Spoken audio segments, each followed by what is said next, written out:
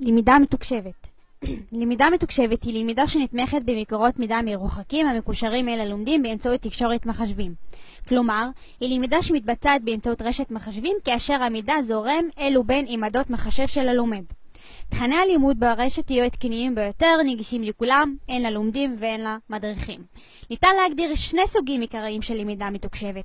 א', למידה סינכרונית, הלומד מחובר לכיתה וירטואלית ויכול לקיים יחסי גומלין, לשאול שאלות, להעיר ולקבל תשובות והתייחסויות מהמרצה, ואף הכל מהביתה בזמן אמת, כלומר אונליין.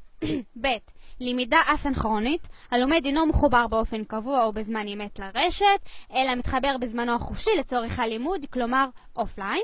ההשתתפות בשיעור הינה לאחר ביצוע ולא מיידית, יחסי הגומלין עם המרצה הם מוגבלים.